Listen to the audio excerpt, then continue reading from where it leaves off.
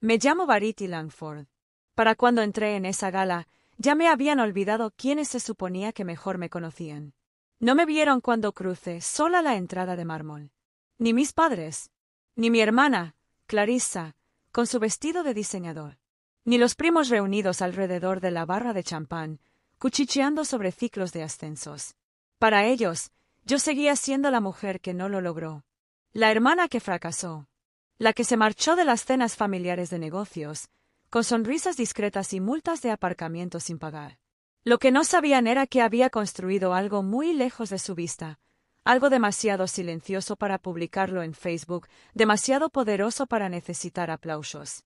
Esa noche, las luces brillaban sobre las copas de cristal, y la gente posaba para fotos bajo pancartas con el nombre de la empresa de Clarissa, una estrella emergente en inteligencia de datos del consumidor.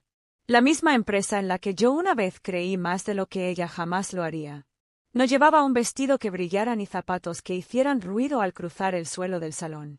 Pero cuando el director ejecutivo se detuvo en el escenario, escudriñando al público para encontrarme, la donante a la que habían estado elogiando en voz baja toda la noche, toda la sala se giró para mirarme. Y Clarissa, mi hermana dorada, parpadeó confundida cuando la luz no cayó sobre ella, sino sobre mí. Y ahí fue cuando todo empezó a cambiar. Crecer en la casa de los Langford significó vivir bajo luces fluorescentes y grandes expectativas. Mi padre era ejecutivo bancario regional, de esos que planchaban el periódico antes de leerlo. Mi madre mantenía nuestra casa impecable y nuestra vergüenza en silencio. La perfección no se elogiaba, se exigía. Y en ese mundo, el éxito tenía un código de vestimenta, un currículum y un plan quinquenal plastificado a los 16 años. Clarissa, mi hermana menor, prosperó en ese ambiente. Sacaba sobresalientes, llevaba perlas para el Bruns a los 17 años y hablaba como si tuviera relaciones públicas desde que nació. Ella era todo lo que el legado de Langford quería, refinada, confiable, intachable. Yo, en cambio, me cuestioné las cosas. Me especialicé en informática y diseño, cuando mis padres preferían las finanzas. Hice prácticas en startups en lugar de seguir la escalera corporativa que prefería mi familia. No quería seguir un legado, quería construir algo que no existía antes. Lancé mi primera startup a los 27 años. Fracasó a los 30. No fue un colapso drástico, no hubo titulares ni demandas. Solo una erosión lenta, aumento de la tasa de gasto, disminución de la confianza de los inversores, y yo trabajando 18 horas al día intentando integrar la innovación en la nómina. Cuando terminó, me quedé entre las ruinas de un sueño y vi cómo la gente en la que había confiado se alejaba en silencio, incluidos mis padres, especialmente mis padres. La noche en que todo se vino abajo, Clarissa me invitó a su cena de cumpleaños. Llegué exhausta, con el corazón aún medio clavado en la presentación que había tirado esa mañana. Todos los demás llegaron con colores pastel y mucha confianza. Me senté en un rincón, bebiendo una copa de vino blanco sin gas.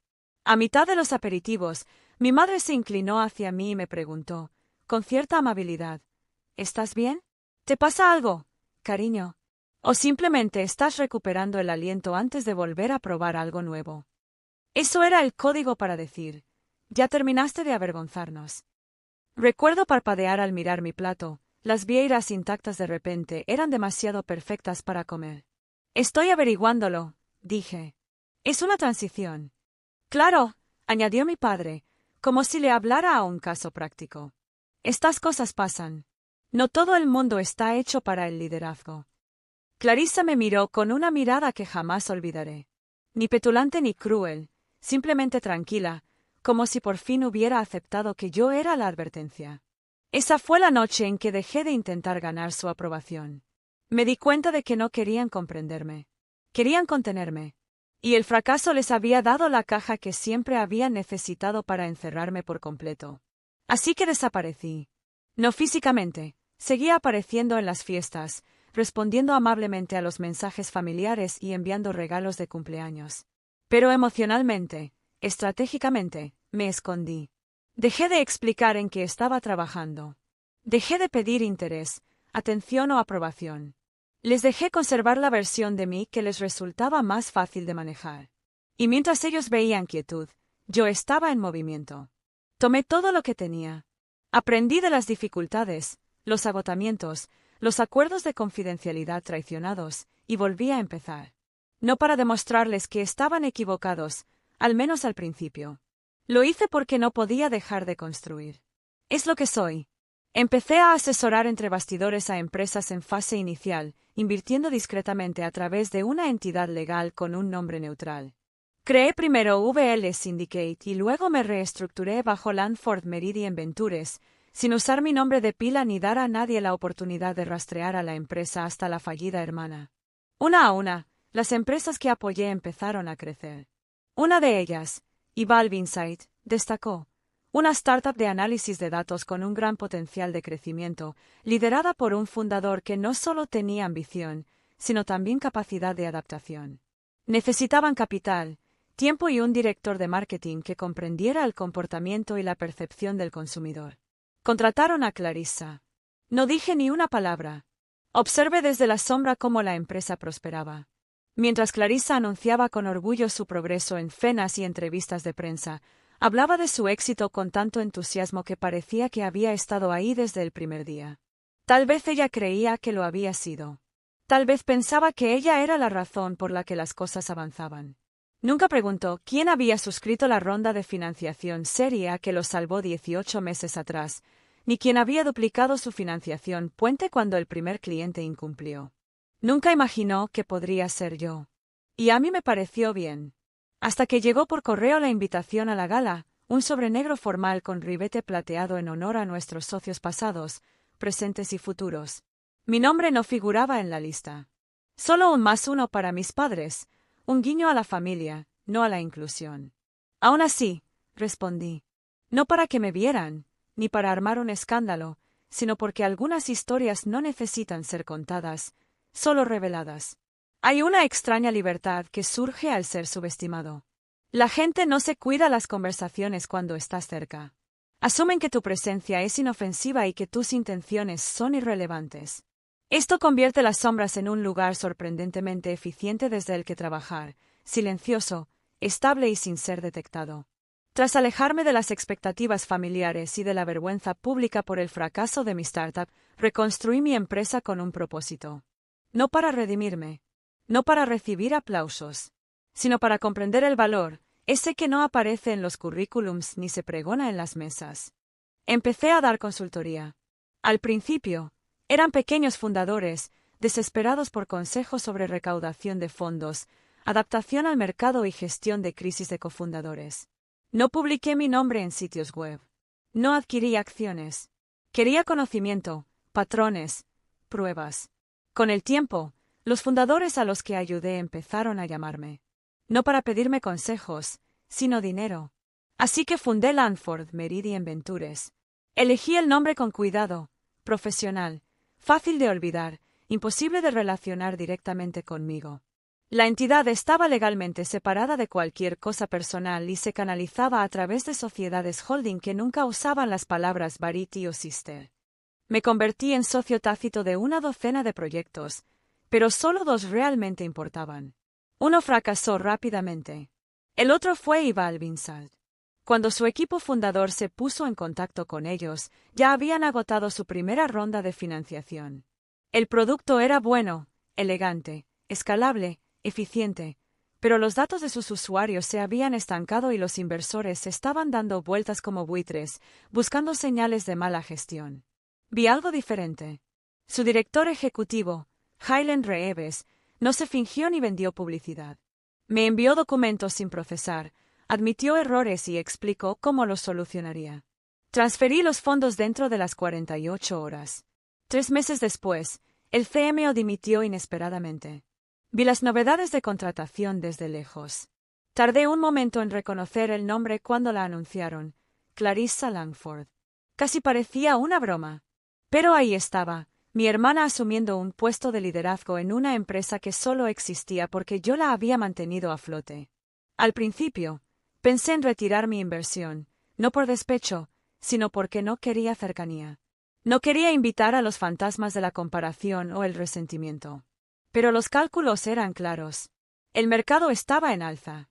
La experiencia de Clarissa en alianzas con marcas era sólida.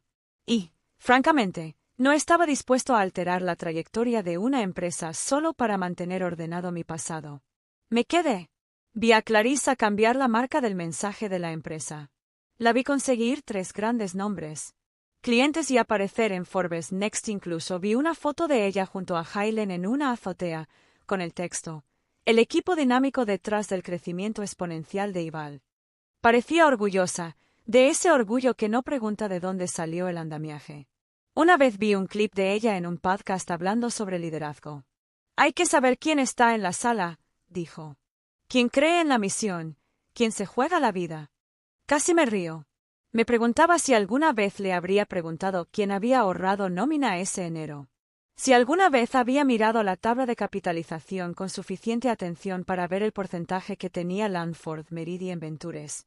O tal vez, como tantos otros, asumió que NP Holdings, nuestra empresa asociada, era el verdadero poder detrás de todo.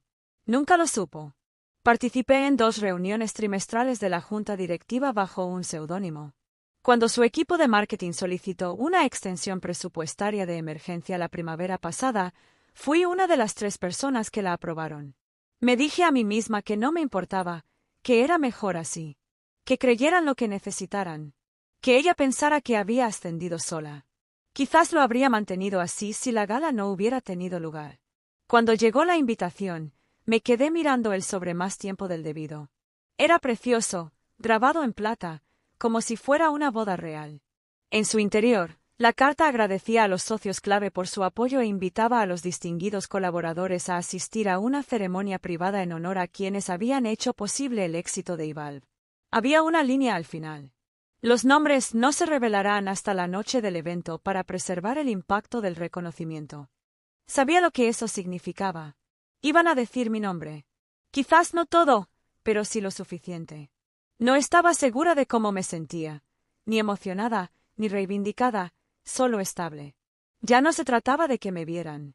Se trataba de la silenciosa alegría de cerrar el círculo al saber que nunca había tenido que pelear por una silla en su mesa porque había construido la mía, y ahora, ellos cenaban en ella. Reservé un billete, elegí un vestido negro que no llamara la atención y me hice una promesa. No diría nada. Ni siquiera si finalmente me miraran. Ni siquiera si se disculparan. La verdad, ya no necesitaba mi voz. Ya había tomado el escenario. La gala se celebró en un salón privado justo al lado de Park Avenue, uno de esos edificios donde las alfombras silencian tus pasos y los candelabros nunca dejan de brillar. Llegué temprano, no para que me vieran, sino para observar. El espacio ya estaba lleno de movimiento. Camareros con uniformes planchados pasaban bandejas de champán y pasteles de cangrejo en miniatura. Los inversores se mezclaban cerca de las pantallas que mostraban las gráficas de crecimiento de Ival. Clarissa estaba de pie cerca del centro con un elegante vestido color marfil, con el pelo recogido en un recogido que reconocí de fotos antiguas de debutantes. Estaba radiante, sonriente, dominaba la sala como siempre le habían enseñado. Mis padres también estaban allí. Mi padre con su elegante traje azul marino. Mi madre envuelta en seda esmeralda. Los vi saludar a los demás invitados con el mismo orgullo que solían reservar para las calificaciones de Clarissa. No me vieron. Pasaron de largo, 2 veces. Fue liberador. Elegí una mesa al fondo, cerca de la pared. Desde allí, podía ver el escenario, la multitud, el subir y bajar de las voces. Nadie me miró 2 veces. Podría haber sido un consultor, un proveedor, un acompañante que se separó. No importaba. Ese era el poder de la invisibilidad, y esta noche me estaba funcionando. La velada comenzó con discursos corteses, cifras, hitos y una gratitud refinada. Clarissa pronunció un breve discurso en el que agradeció a los mentores y asesores, reservando su mayor agradecimiento para la audaz visión de nuestro equipo fundador y los increíbles socios de capital que creyeron en nosotros antes de que fuéramos nadie. Ladeé ligeramente la cabeza. Ella no sabía que estaba aquí. No sabía que estaba hablando de mí. Entonces Hailen Reeves subió al escenario, tranquilo, seguro de sí mismo, con un traje gris oscuro que no necesitaba ostentación. Habló de forma diferente, menos performativo, más realista. Agradeció a la junta directiva, reconoció la montaña rusa de los primeros años y luego hizo una pausa. Y esta noche, dijo, Haremos algo especial. Nunca hemos nombrado públicamente a esta persona. Nunca lo hemos necesitado. Pero creyeron en nosotros cuando la mayoría de las puertas estaban cerradas. Su confianza nos dio no solo la supervivencia, sino Rangwa y su silencio, irónicamente, nos enseñaron el valor de la verdadera colaboración. Hubo un instante de silencio, un cambio sutil en la habitación. Él sonrió y continuó. Puede que no los conozcas, pero deberías, porque sin ellos no estaríamos aquí. Esta noche, honramos a nuestro mayor inversor privado, el que está detrás de Landford Meridian Ventures. Mi nombre aún no había sido pronunciado, pero los murmullos comenzaron. La sonrisa de Clarissa se tensó. Mis padres se miraron y entonces Highland dijo: Landford Universitario. No hizo eco. No hacía falta. Aterrizó como una piedra en agua quieta. Las sillas se movieron. Todas las cabezas se giraron. Clarissa miró hacia atrás, parpadeando. Mi padre permaneció sentado en perfecto estado. Los labios de mi madre se separaron en confusión, casi por miedo. Me puse de pie lentamente, no dramáticamente, sino deliberadamente. No estaba temblando. No estaba sonriendo. No hice ningún gesto. No busqué sus reacciones. Caminé hacia el escenario con la calma de quien ya no necesitaba nada de esa sala. Hayen me encontró a mitad de camino y me extendió su mano. Gracias, dijo suavemente. Para todo. Tomé el micrófono, solo brevemente. Creo en los constructores silenciosos, dije. Y en segundas oportunidades que no vienen acompañadas de explicaciones. Gracias por ser uno de ellos. Luego bajé, volví a mi mesa y me senté. No miré a Clarissa, todavía no. Ese momento aún estaba por llegar. Me volví a sentar a la mesa, junté las manos sobre mi regazo y exhalé silenciosamente. Nadie se unió a mí. Nadie se atrevió. Los aplausos se habían desvanecido en una extraña especie de silencio, el tipo de silencio que se genera cuando una sala acaba de presenciar algo que no puede procesar del todo. Podía sentir sus ojos, especialmente los de ella. Clarissa no se movió al principio. La observé con el rabillo del ojo mientras permanecía cerca del escenario. Sonrisa congelada. Cuerpo quieto. En ángulo hacia el foco de atención que acababa de abandonarla. Luego ella se giró. Se movió por el salón de baile con pasos rápidos y serenos, del tipo que se entrena para las cámaras, los donantes y la prensa. Pero sus ojos no estaban serenos. Parpadearon como alguien que pasaba páginas desesperadamente, tratando de alcanzar una historia que debería haber leído hace mucho tiempo. Variedad, dijo cuando me alcanzó. La voz sonó baja, casi ensayada. Eso fue inesperado. La miré y esperé. No sentí el silencio. Ella se sentó sin ser invitada, alisando el satén de su vestido con manos inquietas. ¿Has invertido?, preguntó finalmente. ¿En Aolve? Sí, dije. Ella parpadeó. Desde el principio. Asentí. Clarissa dejó escapar una suave risa a medias, más por incredulidad que por diversión. ¿Por qué no dijiste nada? No me lo pidieron, dije tranquilamente. Ella me miró fijamente. Pero hemos tenido cenas, cosas familiares. Podrías habérmelo dicho. Incliné la cabeza. ¿Habría importado? Su boca se abrió y luego se cerró. Lo vi hacer clic detrás de sus ojos, cada vez que me interrumpía, cada vez que ignoraba mi trabajo, cada día festivo en el que contaba sus logros mientras yo recogía platos que nadie notó que había traído. Ella lo intentó de nuevo. Simplemente, no lo entiendo. ¿Por qué invertirías en una empresa en la que trabajo y no dirías nada? Le sostuve la mirada porque creía en la empresa, le dije. No en ser visto. Eso la hizo callar, solo por un segundo. Pero Clarissa siempre había sido buena recuperándose. Ella se inclinó ligeramente hacia adelante. ¿Te das cuenta de cómo se ve esto, verdad? Dejaste que todos pensaran que había fracasado. Interrumpí eso. Desaparecí. Ella se detuvo. No corregí el registro. Clarissa, porque no me correspondía arreglarlo. Todos se sentían cómodos con la versión de mí que los hacía sentir superiores. Simplemente no vi el sentido de interrumpir tu historia. Su rostro vaciló. Detrás de ella, vi a nuestros padres observándonos ahora. La expresión de mi madre era ilegible. Mi padre agarraba su copa de vino con demasiada fuerza. La voz de Clarissa ahora era más tranquila. ¿De verdad pusiste tanto dinero? Más que el resto juntos. Respondí, no con orgullo, solo con hechos. Ella se reclinó hacia atrás como si las palabras tuvieran peso. No sé qué decir. No tienes que decir nada. Un silencio se extendió entre nosotros, denso con cosas que nunca llegaríamos a desempacar por completo. Entonces ella susurró. Pensé que te habías rendido. Lo sé, dije.